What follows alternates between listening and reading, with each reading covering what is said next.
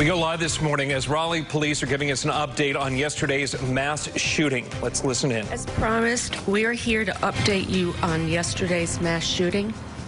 With me are Governor Roy Cooper, Chief of Police Estella Patterson, North Carolina Department of Public Safety Secretary Eddie Buffalo, Raleigh City Manager Marshall Adams-David, Raleigh Fire Chief Herbert Griffin, Raleigh City Parks Director Stephen Bentley, and District Attorney Lauren Freeman.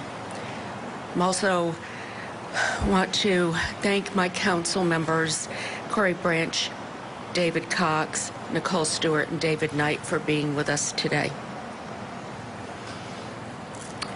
There are several families in our community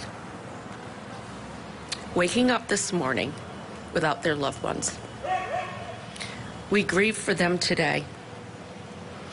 Our prayers are also with those who are injured. You know, no one can imagine what they're all going through. But please know, we as a community stand with you today. We're also grateful for the dedicated public safety and law enforcement officers who acted so bravely. But we have doubled our determination now to end senseless gun violence that has grips on our country and now on our city. I know that brings us all sadness and anger. We have to do something. All of us in Raleigh need to come together. We need to support those in our community who have suffered a terrible loss. Yes, we have much to do, and we're working on it. May God bless all the victims, and may God bless our city. Now we will hear from Governor Cooper.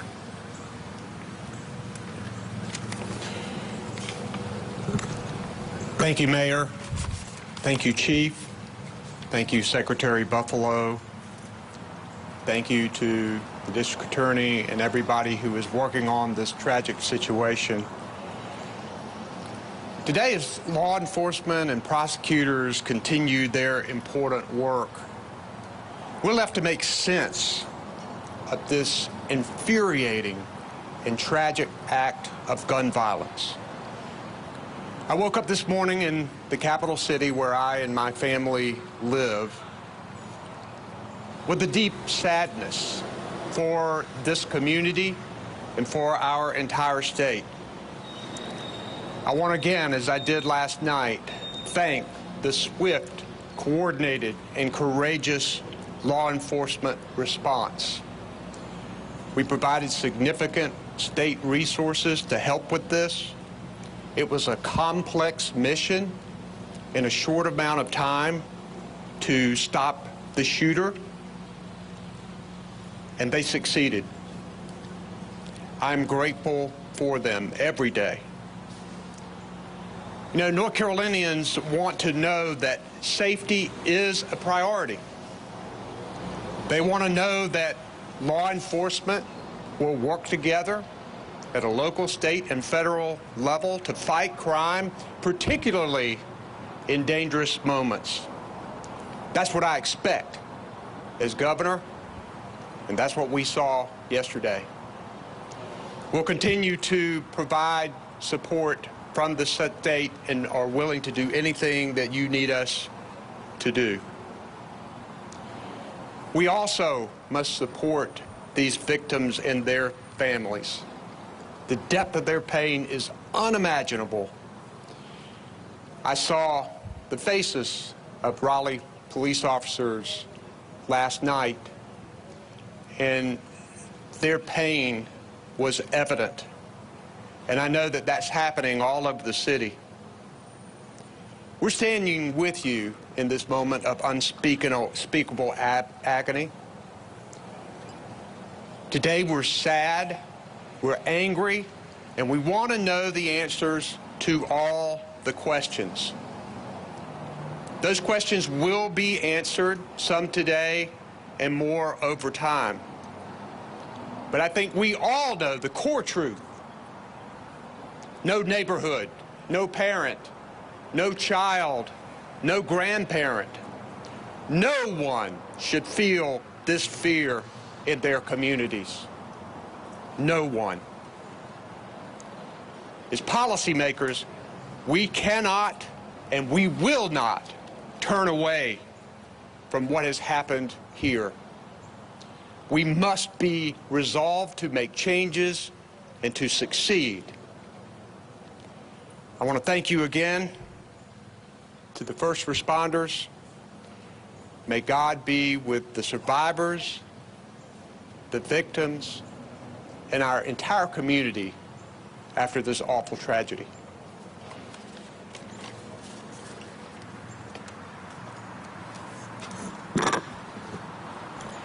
Thank you, Governor, Mayor, and all who are standing with me today. It is with overwhelming sadness that I address you today. My heart is heavy because we don't have answers as to why this tragedy occurred. But what I can tell you is that the Raleigh Police Department and the Raleigh community is resilient, and we stand strong, and we will heal, and we will be stronger as a result of what has occurred. As you know, 5 individuals lost their lives, including an off-duty Raleigh Police Department officer. 2 others were injured, including a Raleigh police officer who has been treated and released from the hospital. The other injured victim is 59-year-old Marcel Gardner, who is still in critical condition. A 15-year-old white male suspect was taken into custody and is in critical condition. We mourn and share the loss of not only our officer, but all the victims of this senseless gun crime. Gun violence prevention and violent crime reduction has been a priority for me. The deceased have been identified as Nicole Connors, 52 years old, Susan Carnitz, 49, Mary Marshall, 35, Raleigh Police Officer Gabriel Torres, 29 years old, and a 16-year-old white male. To the Raleigh community, we are grateful for your immediate 911 calls and continuous updates and your patience as we continue to conduct this investigation. We also want to salute the valiant efforts of a broad coalition of public safety partners who assisted in our investigation yesterday. I'm extremely proud of the brave and selfless acts of our Raleigh Police Department officers, joined by our Knightdale Police, Wake County Sheriff's Office, State Capitol Police, the North Carolina State Highway Patrol, the State Bureau of Investigation, our federal partners to include the FBI, ATF, ALE, U.S. Marshals, State Wildlife Resources, and so many more who were just instrumental in the successful apprehension of the suspect. It was a team effort, and everybody came up together. We want to thank our local partners as well, the Raleigh Fire Department, Emergency Communication Center, the Wake County EMS, and Raleigh Parks for their response as well.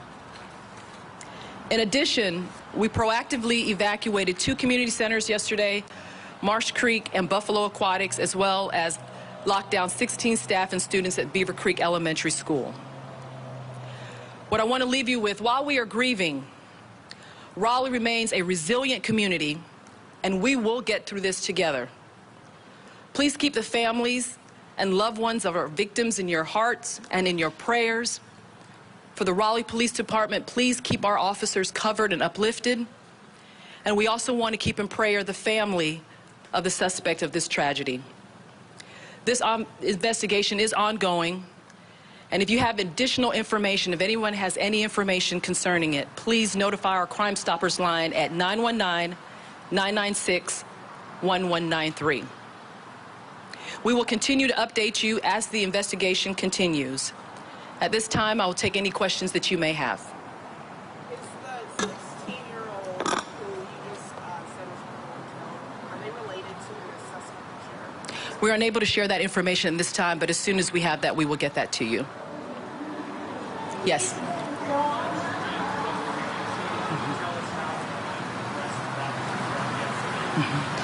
So the crime scene was pretty expansive, over 2 miles.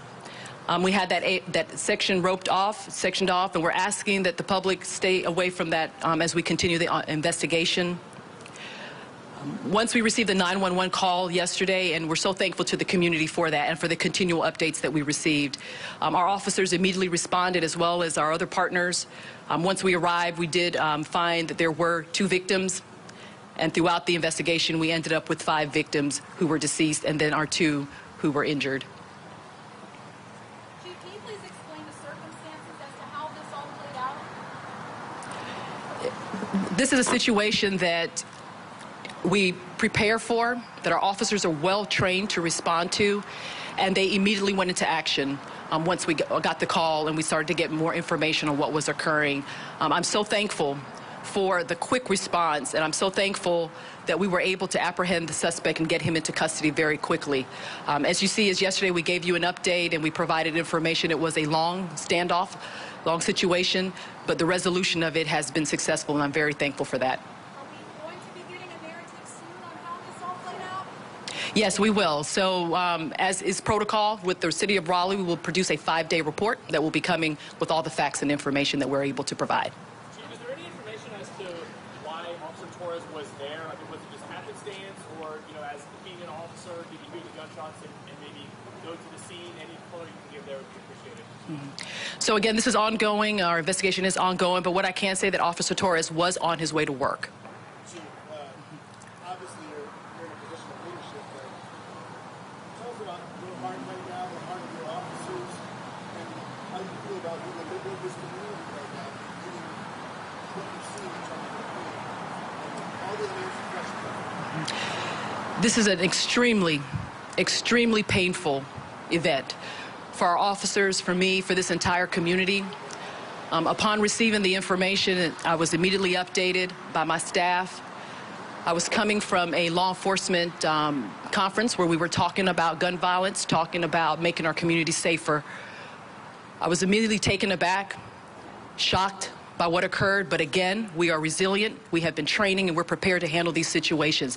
I cannot express how proud I am of our officers and our law enforcement partners. The response was overwhelming, and it was just extraordinary. Can anyone tell us about the charges this suspect may face? We are still working through those. We do have the suspect in custody as stated, and we are working through that. Does the suspect have any previous record? And do we have a gun that's already been recovered? And how did he get the gun? That is part of the investigation that is ongoing. Did the suspect live in that neighborhood, and particularly the Hedingham neighborhood? We are still working through that. Is the motive known? We do not know at this time. Again, I just want to say that, this investigation is ongoing. We know how that goes and how that plays out. Once we have more information, we'll be happy to share it with you, but at this time we cannot. I'm sorry. We don't have that information at this time. We will get that to you.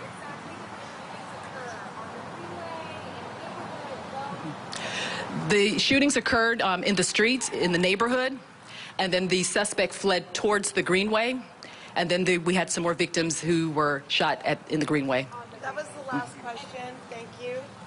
We appreciate your time. I've got him for you right here. Okay. So we will update you with information as we get it, but we appreciate you being here. We appreciate you, Chief Patterson. Thank you so much. We ask that you continue to keep the Raleigh Police Department and this community in your prayers. Thank you.